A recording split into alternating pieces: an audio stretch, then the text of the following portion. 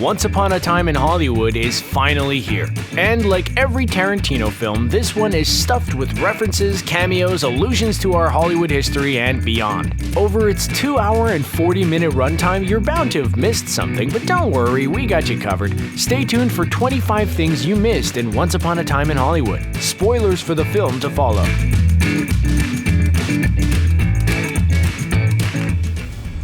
First off, we want to take a look at the infamous Charles Manson, leader of the Manson family. Charles Manson is only seen very briefly in the film, but his presence casts a shadow over the movie's entire lengthy runtime. Part of that shadow is created by the portrayal of Manson by actor Damon Herriman. Herriman is an Australian actor best known for his work on Justified, a show Tarantino has said he's a fan of. Interestingly, this is not the only time Herriman will play Manson this year. On the second season of the Netflix series Mindhunter, premiering later this summer, Herriman will play a much older Manson as he is interviewed in prison. Who knew such a specific impression would pay off this much? Next, we want to look at the opening credits sequence, which may provide clues to Tarantino's thematic intentions. If you've seen the movie, or even the trailer, you probably know that Once Upon a Time in Hollywood focuses on the relationship between fading movie star Rick Dalton and his stuntman Cliff Booth. As the opening credits roll, Tarantino presents the idea of Rick and Cliff as inseparable best friends, or even two sides of the same person. Outside of the cold open, the first time we see Rick and Cliff is when they're driving together through a Los Angeles street. The actors' names appear on screen, but in the wrong order. Brad Pitt's name is over Leonardo DiCaprio, and DiCaprio's name is over Pitt. Interesting choice. Moving on, it's no secret that Tarantino likes to reuse the same actors over and over again, and Once Upon a Time in Hollywood is no exception. Beyond the obvious examples like DiCaprio, Pitt, and Kurt Russell, there are some smaller cameos that you may have missed. One of the first occurs during a clip of Bounty Law, the Western show that Rick Dalton used to star in. In the episode, Rick is on a horse, anticipating the arrival of a bad guy. As he waits, he discusses the upcoming showdown with a fellow gunslinger who may look familiar to Tarantino fans. The gunslinger is played by none other than Michael Madsen, who is known as Mr. Blonde in Reservoir Dogs, Bill's brother Bud in Kill Bill, and Joe Gage in The Hateful Eight. Rick better watch his ears around that guy. In true Tarantino fashion, Once Upon a Time in Hollywood's dialogue is peppered with references to films past and present. And since it's a film explicitly dealing with Hollywood history, there may be more here than ever. One example is a throwaway line that Rick throws at Cliff. In an early scene, the pair arrive at Rick's house and start playfighting in the doorway. As Cliff starts to box more seriously, Rick playfully calls him Audie Murphy. It's just a quick joke, but it has some fascinating history behind it. The real Audie Murphy was a highly decorated war hero in World War II. After the war, Murphy became a Hollywood star, starring in war films and westerns. When Rick calls Cliff Audie Murphy, he's implying he is dangerous, something that is proven to be true later on. But Hollywood superstars aren't just referenced in the film, many of them appear as well. Some play major roles like Sharon Tate and Bruce Lee, and some are just quick cameos. One such cameo occurs at the Playboy Mansion party near the beginning of the movie. As Sharon Tate and Jay Sebring enter the party, a woman in an elaborate red outfit runs up. Tate excitedly yells Cass as she embraces the woman. The woman is supposed to be Cass Elliot, better known as Mama Cass. Mama Cass was a member of 60s folk rock group The Mamas and Papas before starting a successful solo career. She was a real-life friend to Sharon Tate and Jay Sebring. Another much more obvious cameo is that of Bruce Lee, played by Mike Moe. In his most memorable scene, Bruce challenges Cliff to a fistfight on the studio lot, eventually resulting in Cliff being kicked off the set. The next piece of trivia might be obvious, but we still think it's worth mentioning. During the fight, Cliff repeatedly calls Lee Kato. This is in reference to Lee's real-life role on the TV show The Green Hornet. During this scene, Lee is even in costume as Kato, the Green Hornet's driver and sidekick. There's a famous story of Lee on the Green Hornet set which may have inspired the scene. The truth in the details may have been debated for decades, but it's a great story either way. When the Green Hornet and Kato were set to fight Batman and Robin on the 60s TV show, Lee refused to lose to Robin. He stormed off the set, and the script was changed to a fight that would end in a draw. Bruce Lee loses to no one.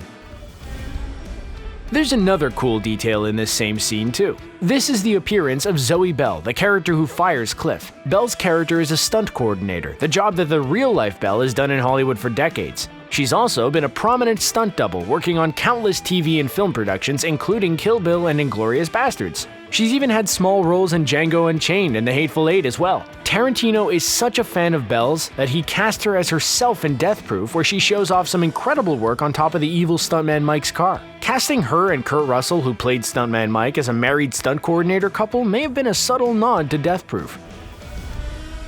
Directly following the Bruce Lee fight is one of the best scenes in the entire movie, as Rick Dalton meets a young actor who inspires him to be a better professional and a better person. When the actor, Trudy, asks him about the book he's reading, Rick outlines the plot and some of the themes of Tarantino's movie. In an obvious parallel to his own struggles, Rick tells the story of Easy Breezy, an injured cowboy who realizes he's not as young as he used to be. Probably the scene's most illuminating line comes when Trudy asks how far Rick is into the book, and he responds about halfway through. This alludes to the fact that Once Upon a Time in Hollywood is a metaphor for Tarantino's own middle age.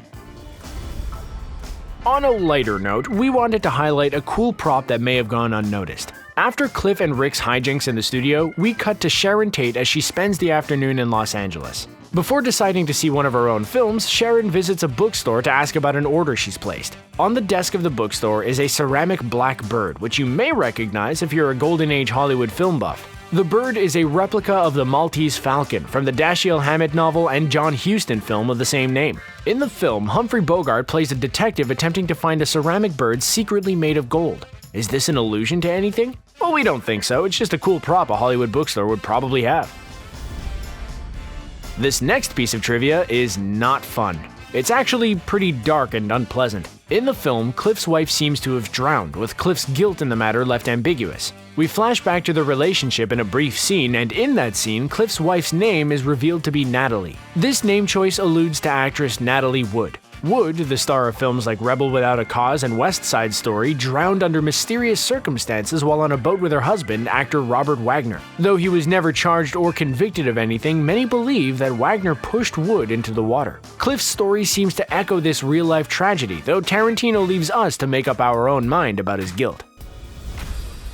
Another less depressing piece of trivia concerns one of the cultists in the Manson family. That doesn't sound right, but we swear it's not depressing. What we're referring to is actually an actor playing a Manson family cultist, namely Maya Hawke. While she doesn't have a big role in the film, you may recognize Maya by her resemblance to her famous parents, Uma Thurman and Ethan Hawke. With Uma Thurman starring in Pulp Fiction and Kill Bill, it's no surprise that Tarantino would cast her daughter in this film. After her role in Stranger Things Season 3, we wouldn't be surprised if this is not the last we see of Maya.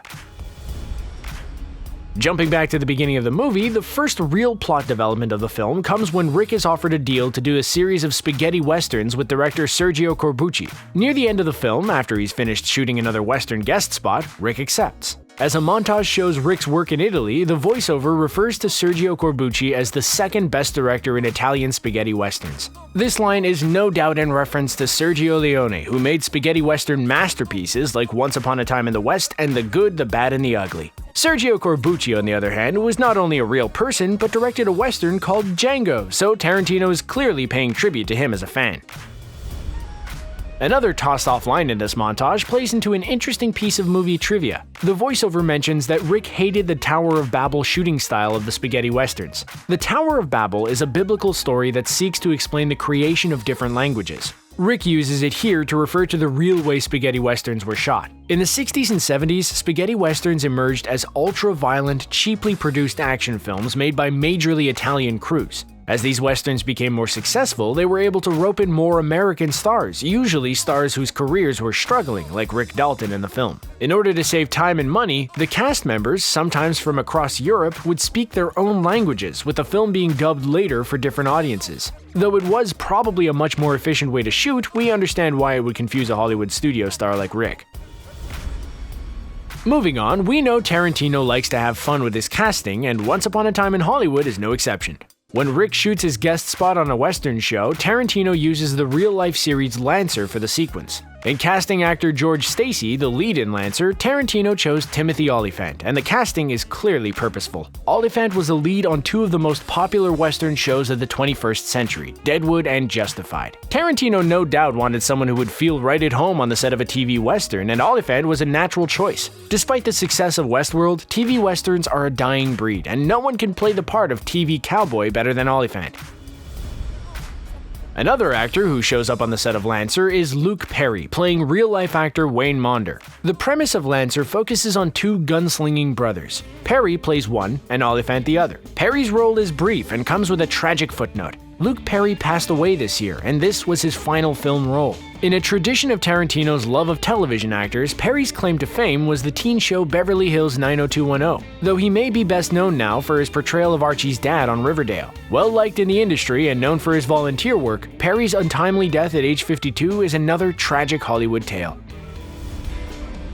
Keeping on the depressing train, another possible piece of foreshadowing may be hidden in a music cue. Cliff's first brush with the Manson family occurs on the Spawn Ranch after Cliff offers a ride to the teenage cultist Pussycat. But Pussycat is seen a few times before that. The first is when she and some of her friends pass in front of Cliff's car. When Cliff and Pussycat first see each other, Simon and Garfunkel's Mrs. Robinson is playing over the radio. The song is itself from a classic movie, The Graduate, whose plot follows a shy university graduate as he enters into a relationship with a much older woman. While that was a relationship between consenting adults, the age difference does bring to mind the relationship between Cliff and Pussycat, who thankfully do not have a romance. Speaking of the Spawn Ranch, our next scene concerns owner George Spahn, who was again a real person. Spahn allowed the Manson family to live on his ranch and, as stated in the film, slept with many of its female members. Spahn is played in the film by Bruce Dern, who has recently enjoyed a career resurgence thanks in no small part to roles in Django Unchained and The Hateful Eight. Originally, however, Spahn was supposed to be played by Hollywood legend Burt Reynolds. Reynolds, the ideal version of a cool 70s cowboy, would have been great in the role, but sadly, he passed away last year. Rest in peace, Bandit. Getting away from the real-life sadness that surrounds this film, we want to take a look at the end credits scene. If you were in a big rush, you might have missed a short scene that finds Rick Dalton doing a promotional advertisement. Even if you saw the scene, you may have missed that the ad is for Red Apple cigarettes, a brand common in the Tarantino-verse. Red Apples have appeared in Pulp Fiction, Kill Bill, and The Hateful Eight, and are one of the subtle connecting motifs of Tarantino's work. It may seem unusual today, but big stars doing promos for cigarettes were very common in the 60s and 70s. Even cartoon characters were allowed to do it. Here, let's take a Winston break. That's it! Speaking of fictional brands, Big Kahuna Burger, the chain Jules is a fan of in Pulp Fiction, also makes an appearance in Once Upon a Time in Hollywood. It's quick, but it can be spotted on a billboard as Cliff and Rick drive through town. Other Tarantino-verse connections? They're few and far between, though some fans have speculated that Kurt Russell's character is the father of stuntman Mike from Death Proof. The evidence? Well, they both look a lot like Kurt Russell. Tarantino has also stated that his films take place in two separate universes, with Kill Bill and Death Proof existing as movies within the real Tarantino-verse. If that's the case, it seems like Once Upon a Time in Hollywood is firmly in the real category. Why? Despite changing elements of history, it features many real people in its cast of characters. Another quick, neat little detail comes near the end of the film when Sharon Tate and Jay Sebring go out for dinner. Tate asks about a movie premiere happening down the street, and Sebring responds that it's for a dirty movie. The theater Sebring is referring to is the Eros, a porn theater dating back to the late 50s. Interestingly, the Eros was later converted to the New Beverly Cinema, a popular repertory theater. In 2007, after the owner passed away, the theater was bought by none other than Quentin Tarantino. In the past few years, Tarantino has taken over New Beverly's programming, showing personally curated double and triple bills. Clearly one of his favorite places, it was cool to see Tarantino pay tribute to its history. Our next piece of trivia is twofold, as the movie makes two explicit references to the character of Steve McQueen. Off-screen, McQueen was a monstrous person. On-screen, he was the epitome of cool. He was like the exact middle ground between Ryan Gosling and Vin Diesel, if such a thing is even possible. In Once Upon a Time in Hollywood, he is portrayed by Damian Lewis, who does a very decent impression. McQueen is also mentioned when it's revealed that Rick lost out on a role in The Great Escape. When we see a clip of Rick's screen test, it becomes clear he was vying for McQueen's role. The effect of inserting DiCaprio into the original footage is impressive and gives you a great reason to go check out The Great Escape. It's a classic. Before we deal with the complexities of Once Upon a Time's ending, we want to jump ahead to an interesting credit. As in many films with large ensemble casts, the end credits are broken up into several sections, including one for the actors portraying the Manson family. The final section, though, is not reserved for a group of characters in the film, but rather for a group of Tarantino's most frequent collaborators. The section is labeled The Gang and includes Zoe Belle, Michael Madsen, and actor James Remar, who appeared in Django Unchained. Maybe the most interesting credit, however, is one that reads Tim Roth, cut. Roth has appeared in Reservoir Dogs, Pulp Fiction, and The Hateful Eight, and it's tempting to speculate on who he could have played here. A real person or an original Tarantino creation? We may never know. As we near the end of our list, we're going to attempt to tackle the themes of the film, as in, what is Tarantino trying to say? One idea the movie keeps bringing up is the idea of the American Cowboy. Many westerns center on the idea of the past leaving rugged men behind, and Once Upon a Time in Hollywood is no exception. But it plays with the ideas of image and perception too. Two of the longest sequences of the film occur roughly around the same time: Rick filming his role on Lancer and Cliff's journey to the Spawn Ranch. Rick follows the mentorship of a young girl to create a great, convincing performance as a villainous outlaw. Meanwhile, Cliff visits very real violence in the wreckage of a fake western town. Who's the real cowboy? And what does that even mean? An interesting music cue may point us in the right direction. Many westerns, like Butch Cassidy and the Sundance Kid, portray the end of an era. In that film, Butch explicitly rejects the future by throwing away a bicycle, a new invention at the time. Butch is a man of the past, and we hate to spoil, but the ending finds him and his pal Sundance unable to survive in the future. As the Manson family prepares for their rampage, Cliff and Rick drive through LA, not suspecting a thing. They're about to end their professional partnership and don't know what the future holds. As they drive, Tarantino plays the Rolling Stones' Out of Time, implying that Rick and Cliff may not make it in the new era. Still, the choices the movie makes in the final act are surprising to say the least. In real life, the actions of the Manson family are seen as the true end of the dream of the 60s. In Once Upon a Time in Hollywood, Tarantino asks us to imagine a world where the dream did not end. Taking the Inglourious Basterds approach, Cliff brutally dispatches the Mansons, while Rick stays mostly uninvolved. As a result, the injured Cliff ends up in an ambulance and is taken down through the Hollywood Hills into the valley. In a shot that echoes John Ford's The Searchers, Cliff can see Rick through the ambulance doorway but is unable to join him in a more enlightened society. Meanwhile, the less violent Rick is able to ascend into the heavenly gates of an extended 1960s where the unharmed Sharon Tate and her friends are waiting. If cowboys are left behind by a better future, it seems that Cliff was the real cowboy after all. So what did you think of Tarantino's new film? Were there any Easter eggs, cameos, or references that we missed? Who was your favorite performance in the film, and why was it Brad Pitt? Subscribe to ScreenRant for more great Brad Pitt content.